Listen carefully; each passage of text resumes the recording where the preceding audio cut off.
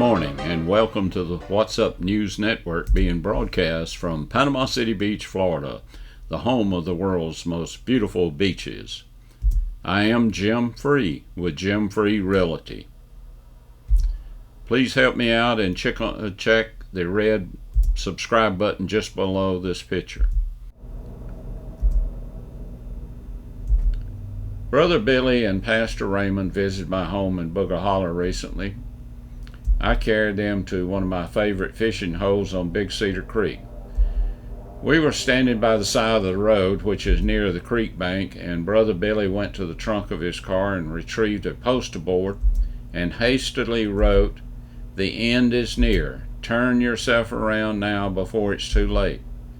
Billy was planning to hold the sign to each passing car while Raymond and I fished. As the first driver sped past, he threw a beer can at Billy and yelled, "Leave us alone, you religious nuts." From around the curve, we heard screeching of tires and a big splash. Raymond said, "Billy, do you think we just should have put a sign up that says bridge out instead?" Turning to the national news, do you remember Mike Bloomberg, the New York billionaire who tried to buy the Democratic nomination?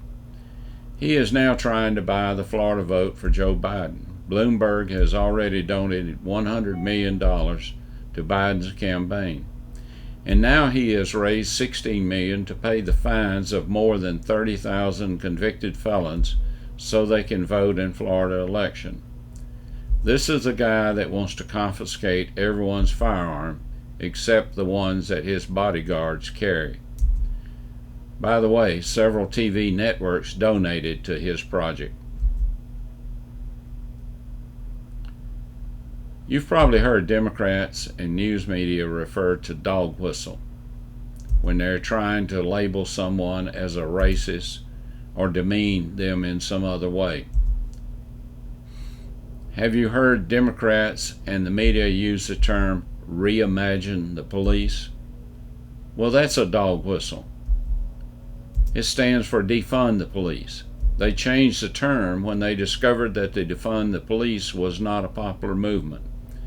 Why don't we just reimagine these politicians and send them home?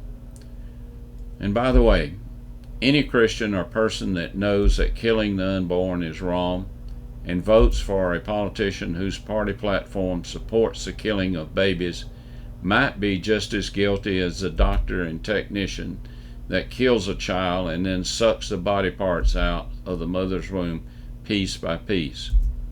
I cannot judge you.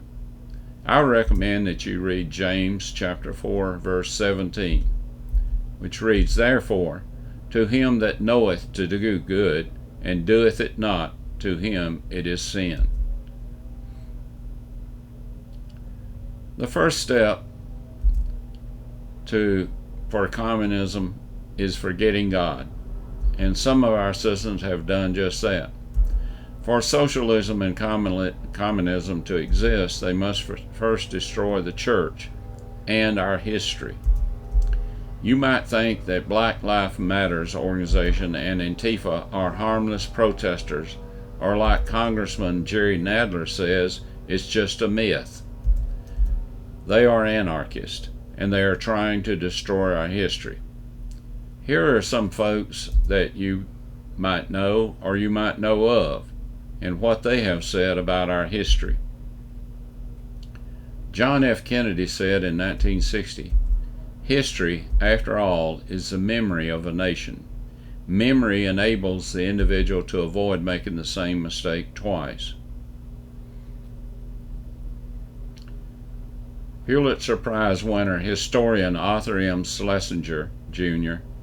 in 2007 said, "History is to the nation as memory is to the individual.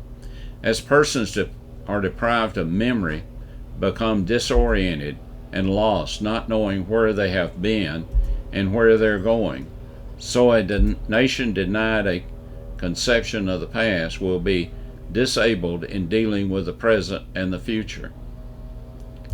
Carl Sandburg, another Pulitzer Prize winner, wrote, "When a nation goes down or a society perishes, one condition may always be found: they forgot where they came from." Harvard professor George Santana in 1905 said, "Those who cannot remember the past are condemned to repeat it." And Patrick Henry, way back in 1775, said, "I know of no way judging the future but by the past." Judge Leonard Hand said, "The use of history is to tell us past themes, else we should have to repeat each in his own experience, the successes and the failures of our forebears." Edmund Burke in 1790 wrote, "People will not look forward to posterity who never look backward to their ancestors." And then we can go all the way back to Cicero, 46 before Christ, BC. "Not to know what happened before you were born is to be a child forever." J. Edgar Hoover, the director of the FBI in 1954, said, "We can see all too clearly the devastating effects of secularism on our Christian way of life. The period when it was smart to debunk our traditions, undermine high standards of conduct, a rising emphasis on materialism caused a decline of God-centered deeds and thoughts." Then we go back to another statement Patrick Henry made, and he warned us, "It is when a people forget God that tyrants forge their change." Will and Aria Durant in 1968 said, "Civilization is not inherited. It has to be learned and earned by each generation anew. If the transmission should be interrupted, civilization would die, and we should be savages again." Then finally, President Ronald Reagan warned the Phoenix City Chamber of Commerce on March the 30th, 1961. "Freedom is never more than one generation away from extinction. We didn't pass it on to our children in the bloodstream.